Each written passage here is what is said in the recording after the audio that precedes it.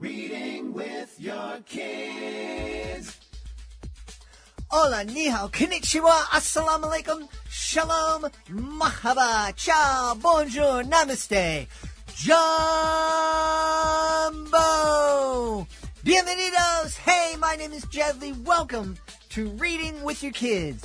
We are coming to you from the beautiful, wonderful, historical neighborhood of Reedville, located in the southwest corner of Boston, Massachusetts. We are so very honored and absolutely delighted that you're joining us in our mission to help all families grow closer through reading. We do that by sharing fun, thoughtful, and thought-provoking conversations with fascinating people who just happen to be writing books for kids of all ages. You can join us in our mission by telling all of your family and friends about the show and letting them know that they can hear us on the WREB AM/FM 24/7 radio network, and they can find us on the iHeartRadio app, on Spotify, Apple Podcasts, Good Pods, Podcast Addict, CastBox, Amazon Music, Audible, Player FM. Wherever you find your favorite shows, you can find Reading with Your Kids. We have a really powerful episode for you today. First up, Kai Bird and Eric Singer are here to celebrate the middle grade novel Oppenheimer and the Atomic Bomb. And later in the show, we'll be speaking with Tina Cho, celebrating her picture book, God's Little Oceanographer. Imagine a time before time, when light first touched the world and the animals roamed wild and free. The Day Time Began is a breathtaking picture book that retells the biblical story of creation with vibrant rhyme and rich full-page illustrations. Perfect for ages 2 to 8, this keepsake book features over 160 realistic animals and an online animal ID guide so kids can learn as they explore. With bonus classroom resources and an acted-out story motions online, this book is a gift that brings the beauty of God's creation to life. Give your child a story that stirs up hope in a good and gracious God. The Day Time Began. Available now at thedaytimebegan.com. Hey, my friends, I want you to meet Corky the Quirky Cow, the most musical cow you'll ever meet. Corky has a magical gift. She can mimic every animal on the farm. Pigs, ducks, chickens, you name it. Together with her friends, Corky creates a barnyard symphony so enchanting that Farmer Ken starts hosting concerts. Written by Lavelle Carlson, Corky the Quirky Cow is more than just a funny farm tale. It's a powerful tool for speech therapists, teachers, and parents to help build early language, articulation, and phonological skills. Through her fun-filled storybook adventures, Corky the Quirky Clown helps young readers boost their speech and language skills with laughter and learning. And guess what? She's offering a free downloadable book, Eek! I Hear a Squeak. It's perfect for parents, teachers, and speech therapists. You can get yours today at slpstorytellers.com. Sick days just got spectacular. In Charlotte and Penelope and the neighborhood stage, two sisters are stuck inside until their animal friends put on the show of the year. Meet a dolphin band leader, a tap-dancing rabbit, and the loudest geese you've ever heard. It's a rhyming, rollicking, read-along adventure your kids will absolutely love. You can find Charlotte and Penelope and the Neighborhood Stage by Teresa Argenbright wherever books are sold.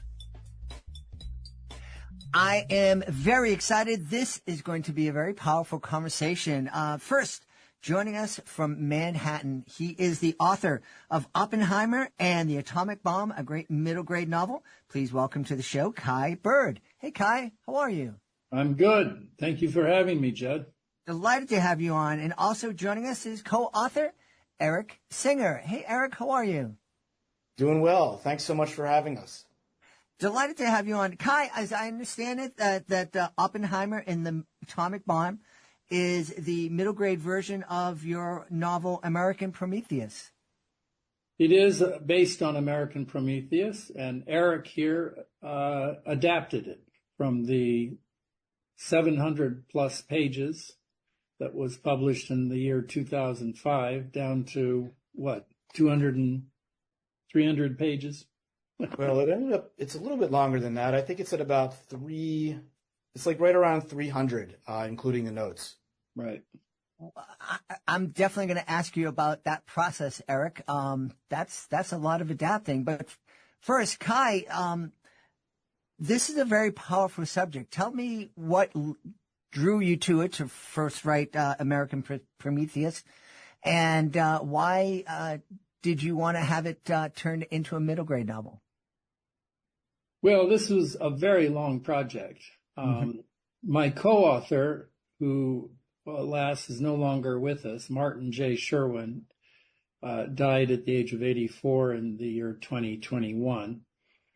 But Marty had started this biography of Oppenheimer in 1980, and he spent 20 years researching, and then he came to me and brought me aboard and said if I didn't join him, his tombstone was going to read, "He took it with him."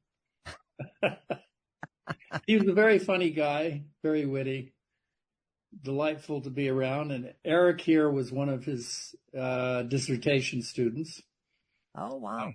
Anyway, I joined Marty in the year 2000, and I spent 5 years on it. So Marty spent a total of 25 years on it. Wow. And we published the book in 2005. And it's a very important subject, the father of the atomic bomb, who gave us the atomic age that we're all going to be living with forever. Mm-hmm. And this weird, charismatic scientist just changed the world. And so it was a very important story to tell who he was. And the book came out in 2005, won the Pulitzer in 2006, and has been translated into several dozen languages around the world. And, of course, Christopher Nolan came along in 2021 and announced that he had written a script based on the book. And the movie Oppenheimer came out in July of 2023. And suddenly the book had a new life and climbed onto the bestseller lists everywhere. And it's just seemed to make sense. Eric came to me and proposed that it was, time to try to do a young adult edition of the book. 800-page biography is not something that you can assign in high school or junior high. And Eric has a track record for doing this. And together we eventually persuaded a publisher to take it on. And, I think it's a public service. I feel like, a whole new generation of students will be given access to this book, I hope in classrooms. And it's just an important story. And biography is a riveting vehicle for conveying complicated history. So that's a long answer to your question. Well, no, it's a complete answer, and I'm glad you gave it to me. Eric, I'm almost 100. I grew up doing the nuclear attack drills, hiding under the desk, which probably wouldn't have protected us all that much. I don't remember my kids really being aware of nuclear war, and they certainly didn't do those drills. Why was it important for you to get this message and this story out to younger people? Well, so it's funny that you mentioned civil defense, because that's actually what I wrote my dissertation on. Really? Yeah. No, I wrote my dissertation on how federal civil defense policy impacted people on the ground in Baltimore, Maryland. So it was a local Cold War cultural study. So and it's an interesting question. Actually, I found in my research that a lot of kids were hyper tuned into the what was going on in the world, especially around major potentially cataclysmic events like the Cuban Missile Crisis in 1962. And, that fear was it was palpable because, the United States and the Soviet Union came within a hair's breadth of nuclear war. And I think that, at different periods in history, there's been, ebb and flow in terms of awareness about the potential for nuclear weapons to destroy cities or to destroy countries or to destroy the world that we live in. And so I would say that in 2021, when we initiated the Young Readers Project, that was right around the time, late 21, right around the time that Russia invaded Ukraine, and global tensions were really ratcheting up. There was a lot of tough talk that I think this generation, they hadn't had to really grapple with those sorts of existential questions. I mean, they were grappling obviously with climate change, which I think is crucially important. But climate change, then, together with the potential for nuclear weapons, for nuclear conflict somewhere in the world, that's a lot to unpack. And I felt like, I needed to unpack it. I think that was sort of where I was coming from, within my heart. I had just finished adapting The Untold History of the United States by Peter Kuznick and Oliver Stone. And, so these existential issues were at the forefront of my mind. That was a Young Readers edition also. And so, and Kai mentioned that that Martin Sherwin was on my dissertation committee.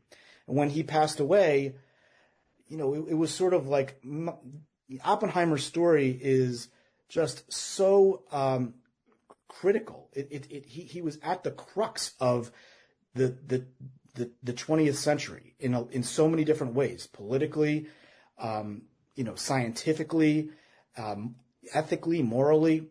I felt like it was a logical next step to be able to impart his story to young readers at that moment in time. And that's why I went to Kai with the idea. Yeah. Boy, Eric, you reminded me when you're mentioning Russia invading Ukraine of, I think it's the first week or two, there was a video of outside a nuclear power plant in Ukraine, and there were bombs dropping all around it. And I was horrified, that this was happening. Kai, tell me a little bit about Oppenheimer, please. And, he certainly was a complex person. What surprised you in your research about him? Well, he was a very intense, very brilliant young man. Even as a child, it was clear he was gifted in some way. And Eric does a very good job of preserving and retelling the childhood story, which I think for a young adult edition is really important because, you may be exposed to this book and see the cover, this very intimidating figure with the Stetson hat and the atomic bomb exploding, and he's the father of the atomic bomb. But it's important for young readers to understand that he was a human being and that he was once a child, and he had an interesting childhood, a challenging childhood. He was, as I said, brilliant. His parents put him in New York City at the Ethical Culture School, a sort of progressive private school that still exists. And he turned out to be kind of, as he was growing up in his early teens and late teens, he was socially awkward, a little bit of a nerd. Didn't know how to deal with the girls or women, was able to talk about his rock collection and chemistry, but he was just socially awkward. So he had a prolonged adolescence and went off to Harvard and went through Harvard in 3 years. But again, he had very few friends. And this is an old story, actually. Often men and women of intense intellectual ability are socially awkward. Mm-hmm. And so Eric does a great job of explaining that his childhood and his prolonged adolescence, as we called it.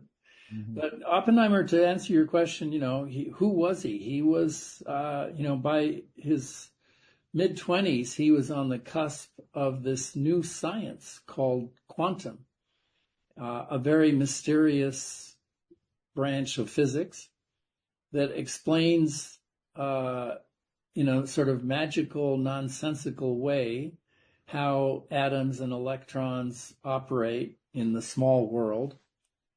And it's a sort of a science of absurdity, but it explains our physical world. And Oppenheimer had the imagination as a young man in his mid-20s to understand this new science and become a sort of prophet for it.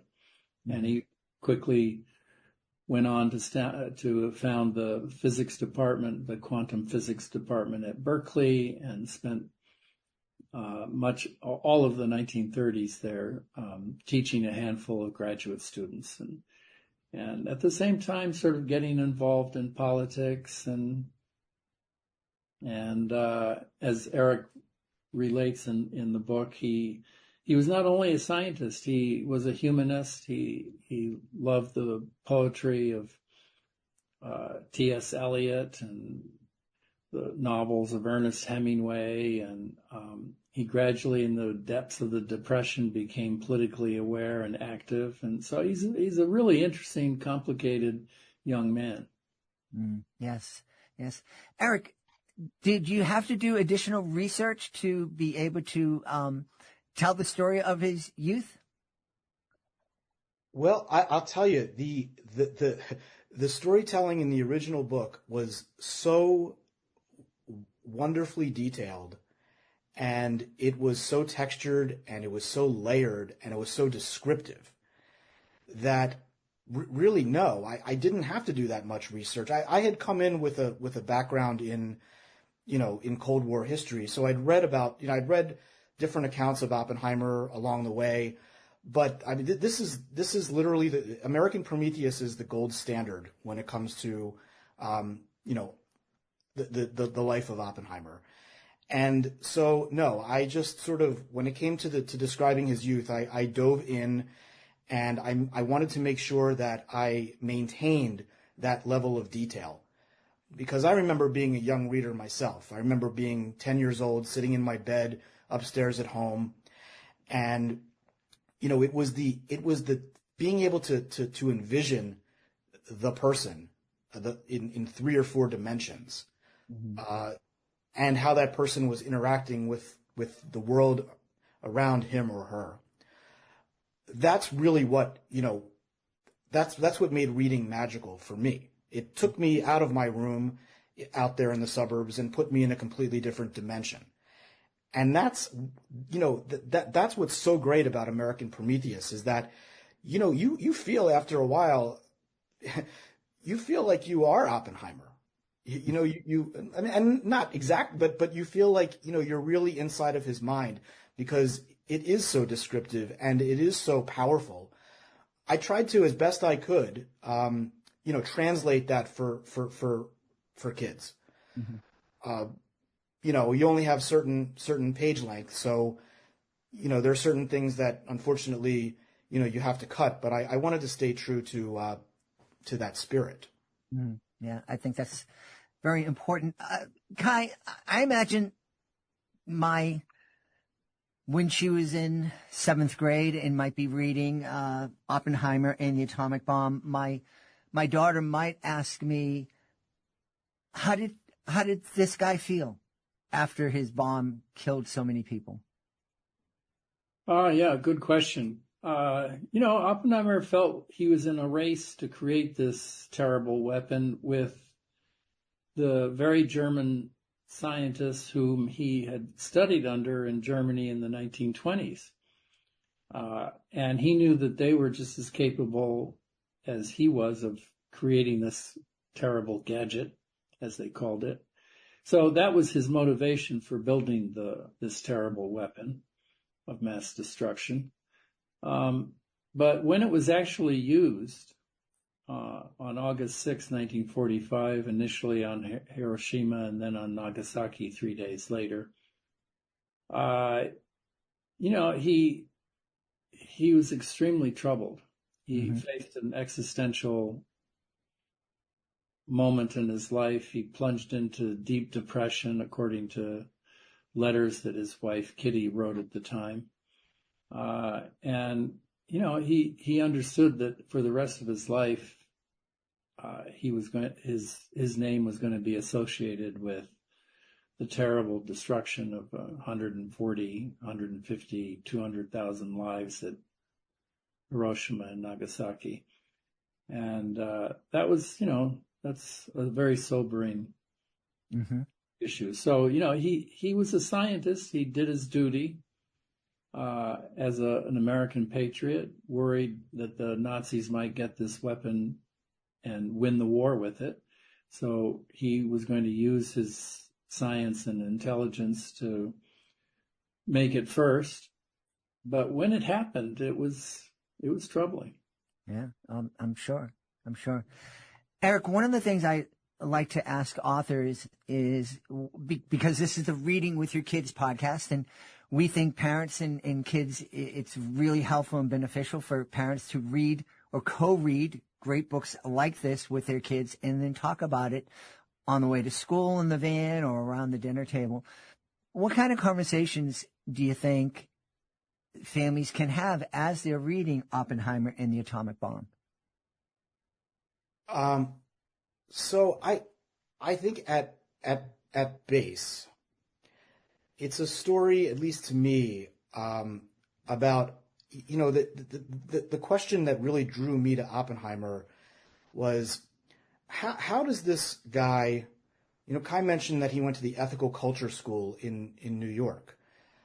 The whole educational philosophy there centers on social justice and centers on, doing good in the world, leaving the world a better place than you found it.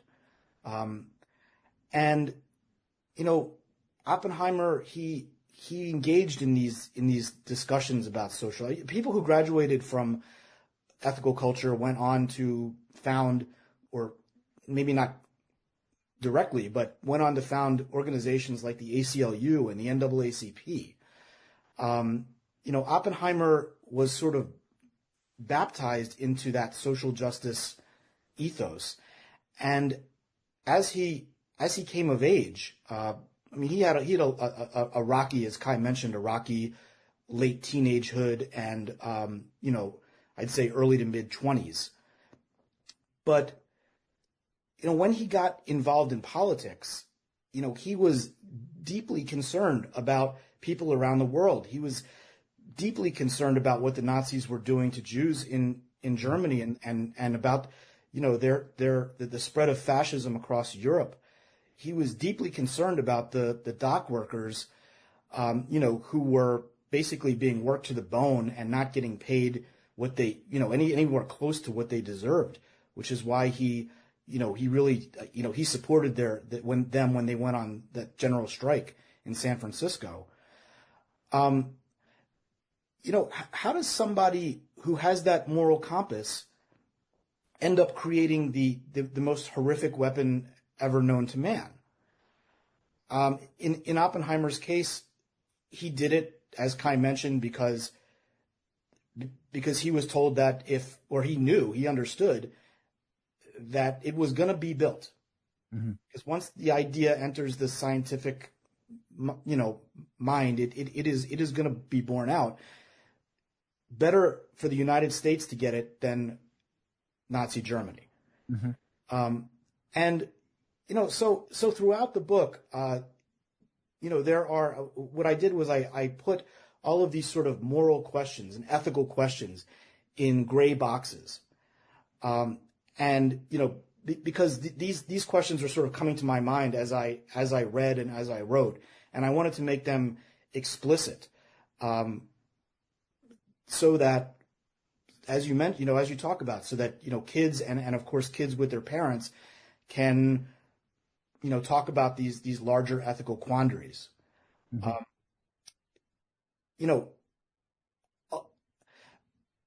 Ultimately, Oppenheimer was a flawed person. He was naive in many ways. Mm-hmm. He wasn't necessarily the best husband or the best father. I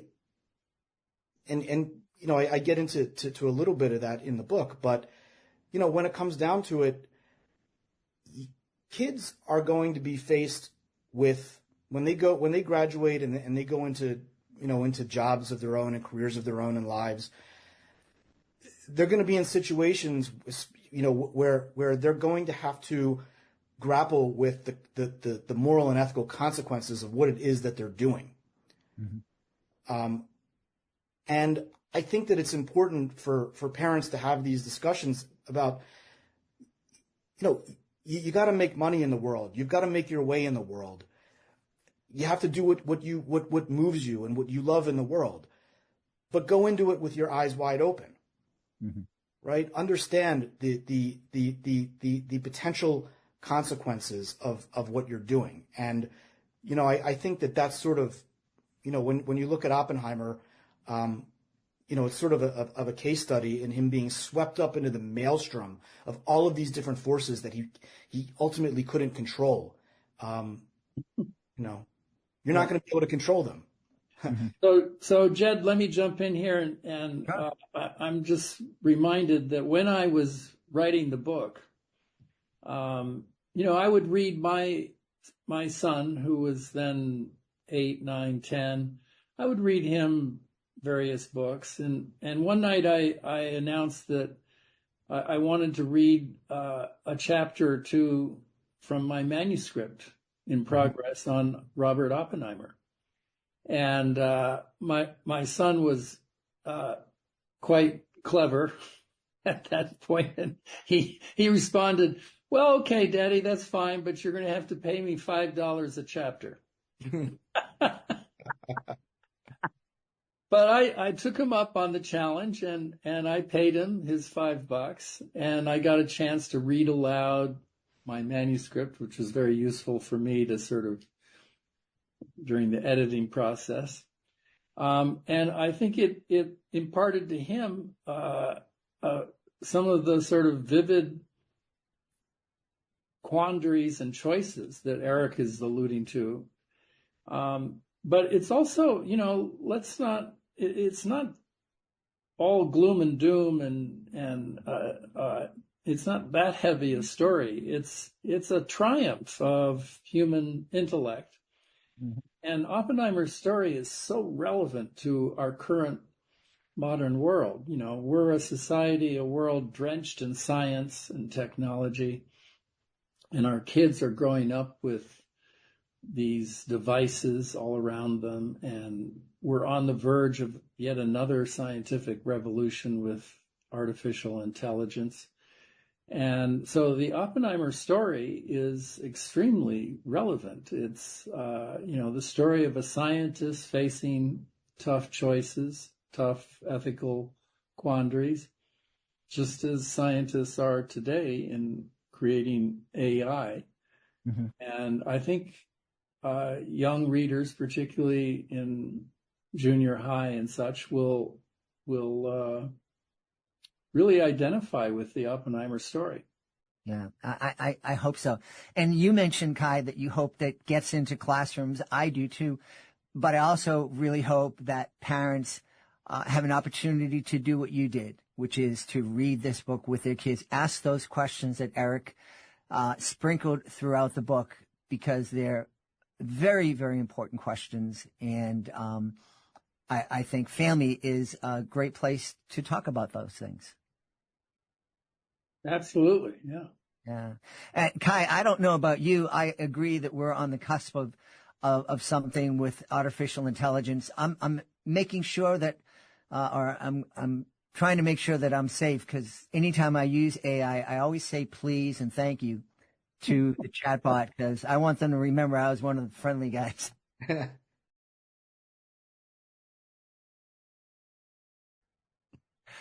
Eric, we should tell everybody where they can go to find out more about Oppenheimer and the atomic bomb, and find out more about you if you have a personal website. So I would start with Penguin Random House. They've got a really good site that details the book, and it gives a really comprehensive description of what it is. Booklist. Booklist wrote a really comprehensive review that explains the book. It's on their website. Also, you can read a little bit about it in School Library Journal.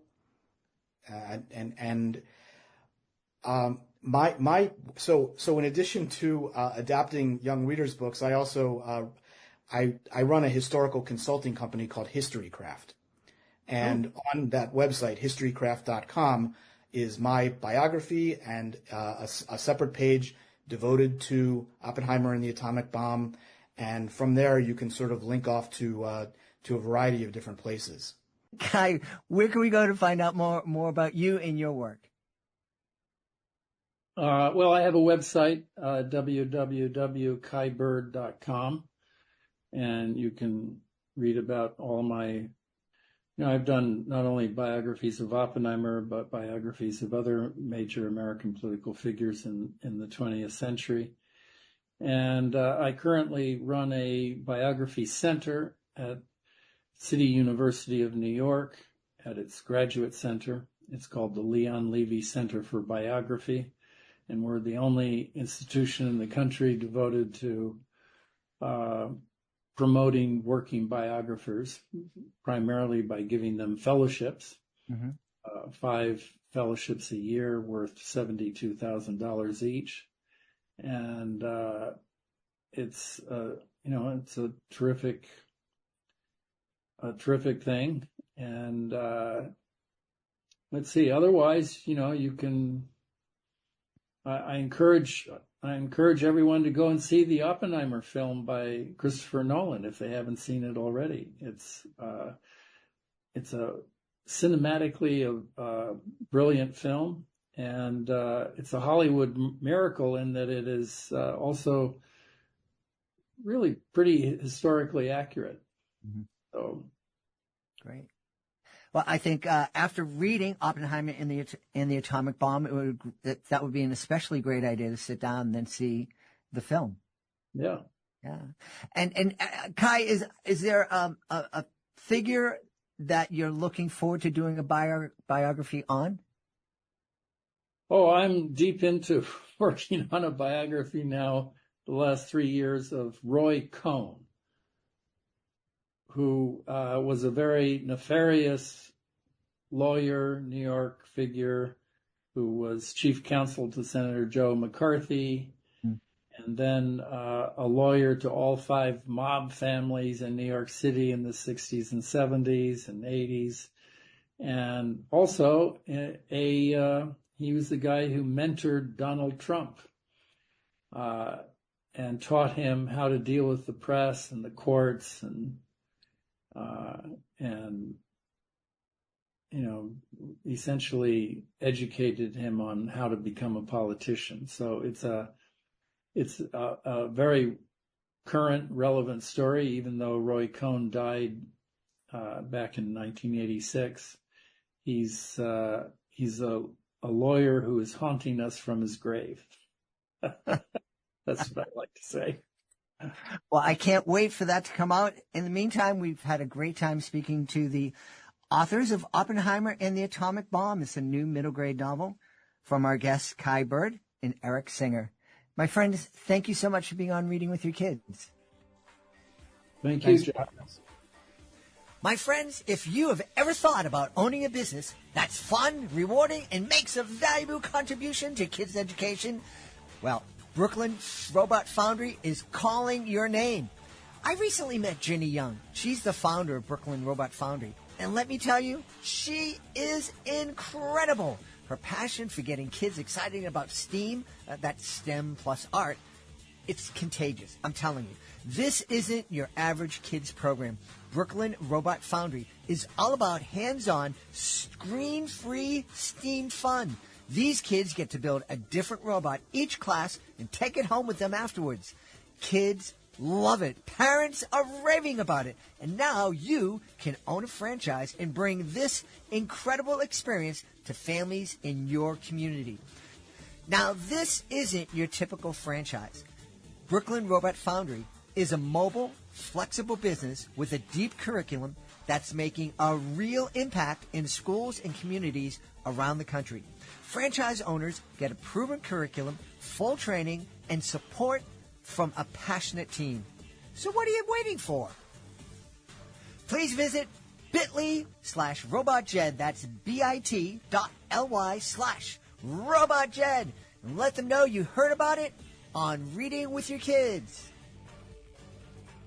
If you are a regular listener of Reading with Your Kids, you know how much I love Clowns Without Borders. ClownsWithoutBorders.org. I would love for you to visit that website and consider becoming a joy maker. Clowns Without Borders sends clowns to disaster areas, refugee camps, anywhere around the world that people really need to smile. Clowns Without Borders, we're there. Right now, my friend Josie May and 3 other amazing artists are entertaining kids who really need a smile in Zimbabwe. We would love for you to help them bring those smiles, make that happiness a reality by going to clownswithoutborders.org and consider becoming a joy maker. Your monthly gift can bring a smile to a kid who really needs it. clownswithoutborders.org. Are you looking for a creative way to bond with your kids? Let me tell you all about Drawing with Your Kids, the ultimate destination for artistic adventures. Join us as we dive into the wonderful world of children's books with renowned illustrators guiding you step by step. From beloved characters to whimsical scenes, unleash your imagination and create cherished memories together. Whether you're a seasoned artist or just picking up a pencil, there's something for everyone at Drawing with Your Kids. Please visit our website, readingwithyourkids.com, and click on the Drawing with Your Kids link at the top of the page and let the creativity flow. Drawing with Your Kids, where every stroke brings stories to life. Join us right now from the wonderful state of Iowa. Our guest is here today to celebrate her new picture book. It's called God's Little Oceanographer. Please welcome to the show, Tina Cho. Hey, Tina, how are you? I'm fine. A little tired from teaching all day. How are you? I'm wonderful. I was not teaching all day. It's cold here in Boston, but just finished a lovely walk around the neighborhood with my beautiful wife, and so I guess I'm not as tired as you are. That's great. What grades do you teach, Tina? I teach kindergarten.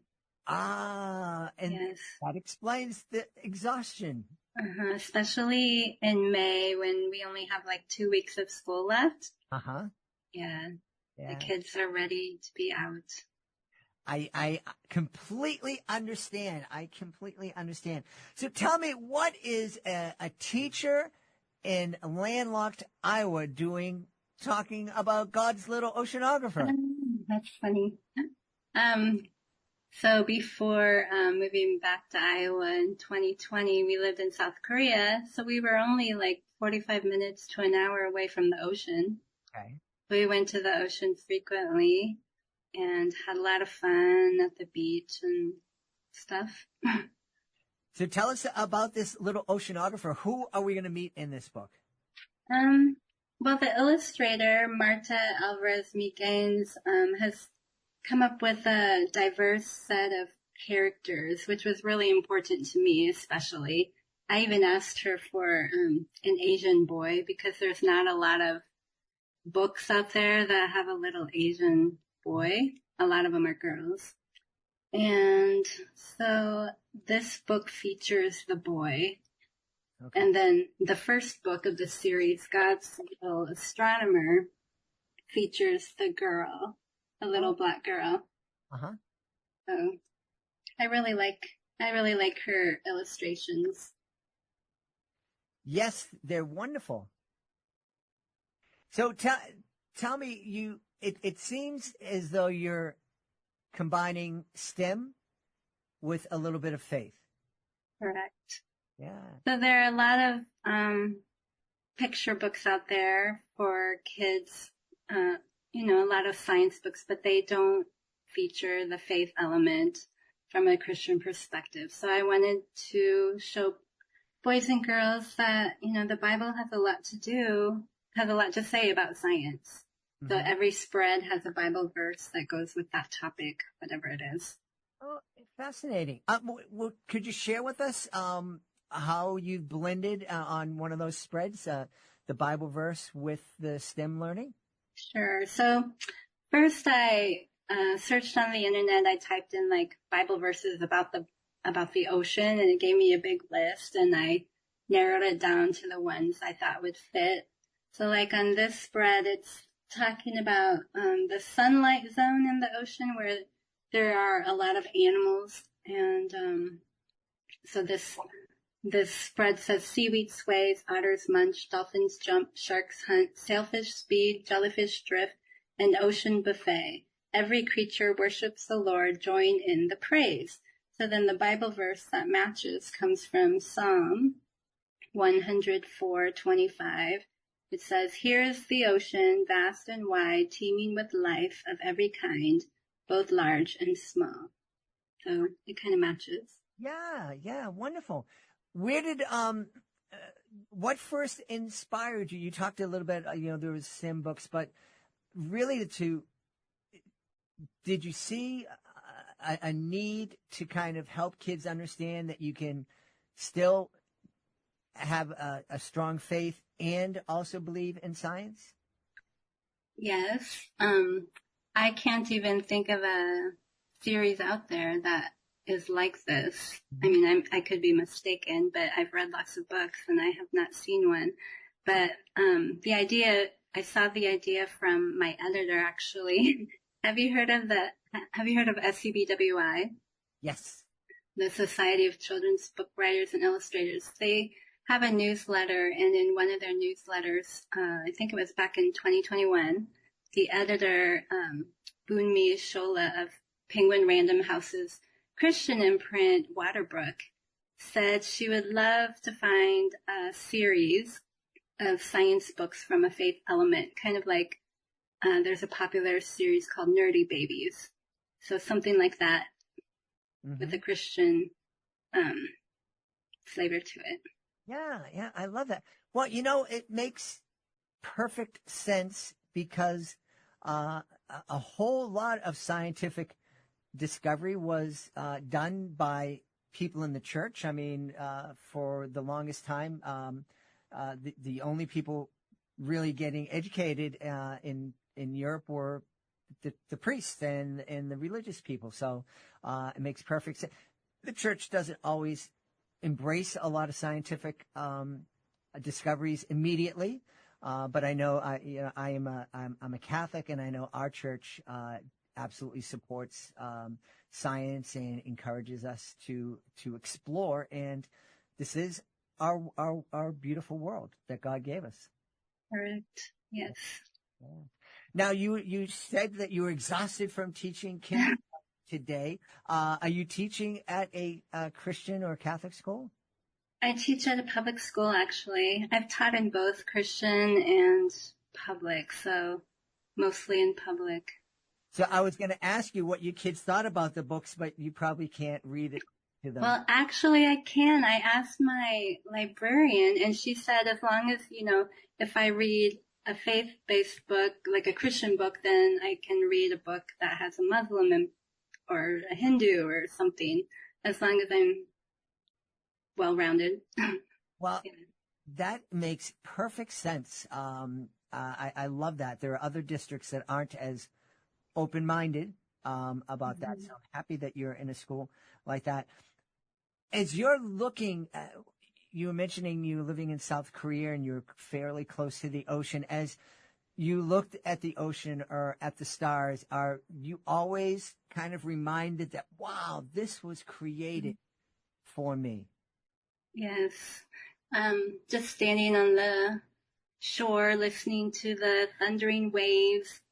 There's a verse in the Bible about how God is mighty and he has a thundering voice, or looking up at the stars. I remember when my father-in-law in South Korea showed me Saturn for the first time, looking through a telescope. It was so amazing and cool. And I don't know, when I look into the heavens, I feel closer. I feel closer to God. Yeah, that makes perfect sense. You know, I had the opportunity, being the host of the Reading with Your Kids podcast is an amazing blessing. And I had helped somebody launch a science-based podcast for kids, and in helping her, we had a chance to interview Fabien Cousteau, the grandson of Jacques Cousteau, and he was saying to us, "Oh, you have to have Dr. Sylvia Earle on your show. We call her deepness because she is the leading oceanographer." And wouldn't you know it, her team called me about a year later and said, "Can Dr. Sylvia be on Reading with Your Kids?" And I had the chance to hang out with Dr. Sylvia and talk about the ocean for about a half an hour. Wow, that's amazing. Yeah. Does she still do things like that? Well, she was promoting a book. Okay. Wrote an amazing book. It weighed about 25 pounds. Yeah. So big.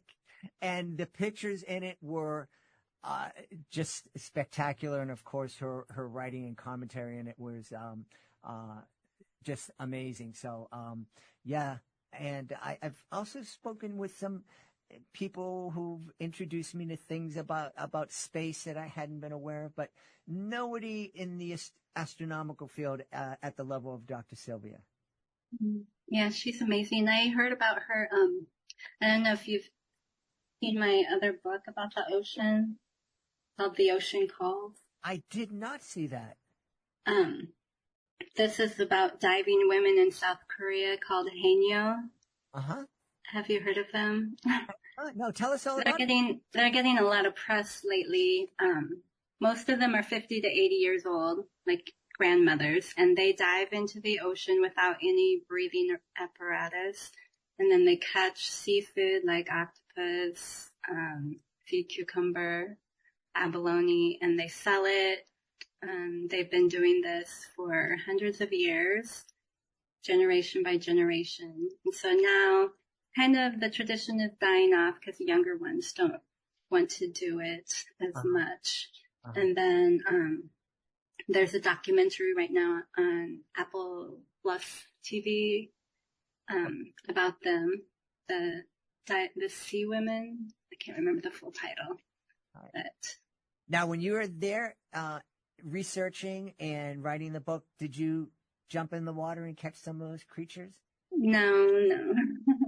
But we did go to the island where we watched these women. And so that's how I think I first heard of Dr. Earle, because she had written something about the Haenyeo. Fascinating. Yeah. What is it about the STEM fields that excites you so much?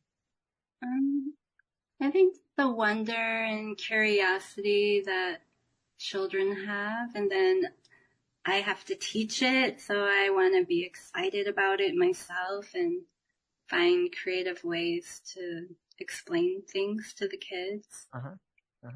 And is that especially challenging when you're talking about, I guess, 4 and 5-year-olds? Not really. It's easier for me because then I don't have to do, in-depth research like if I were teaching 6th grade. But 4 and 5-year-olds, they still learn quite a bit, but it's more about making it exciting and learning just the basics. Wow. Yeah. Since God's Little Astronomer has been out for a while, have you received any feedback from parents who've read the book?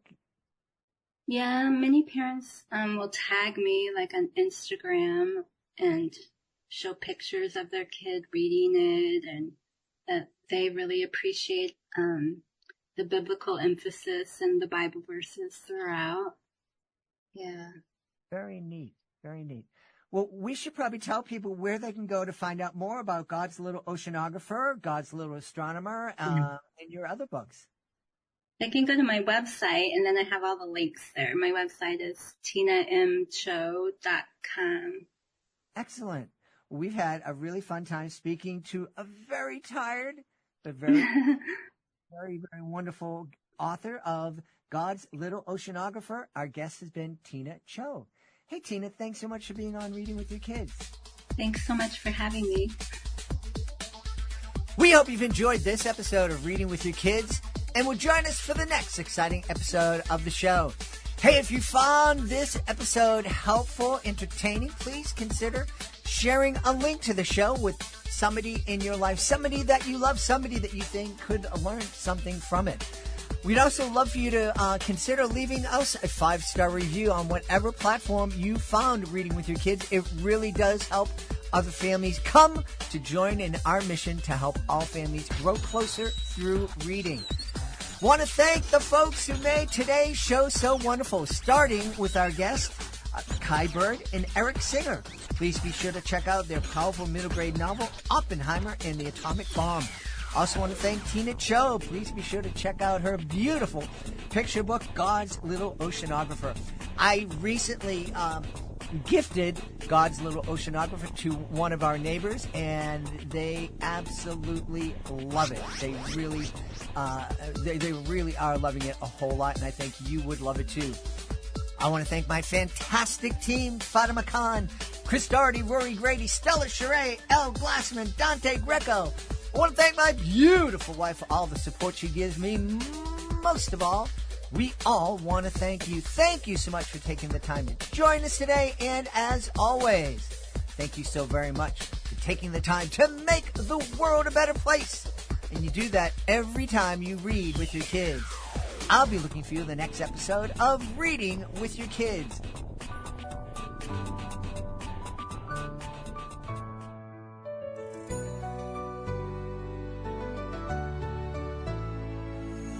Dawn of the world, when colors were born, a gentle voice whispered, let there be morn.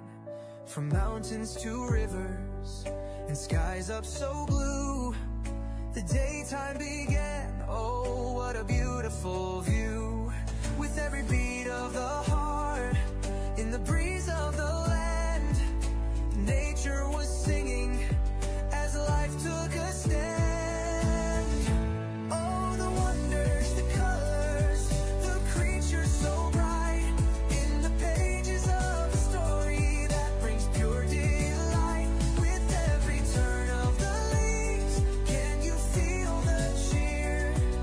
The daytime began, let's celebrate here. Look at the animals, each one unique. From roaring lions to the playful cheek to cheek to cheek. With when 60 friends, there's so much to see. In this lively adventure, come and explore with me.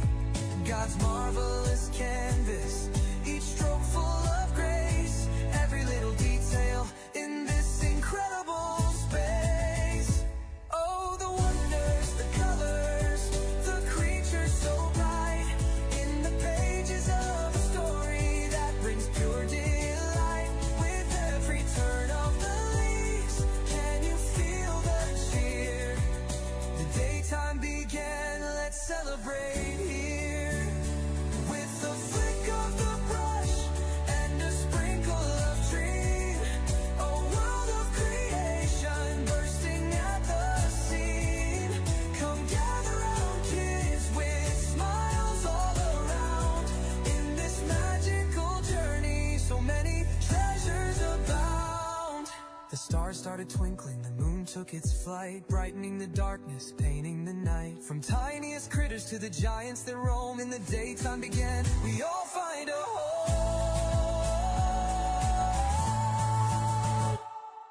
Adventure awaits In this tale we can share. Let your imagination soar. Let your dreams take air. Oh, the wonders, the colors, the creatures so bright. In the pages of a story that brings pure delight. With every turn of the leaves, can you feel the cheer? The daytime began, let's celebrate here. So open up the book, let the magic unfold. With laughter and joy in this story we hold.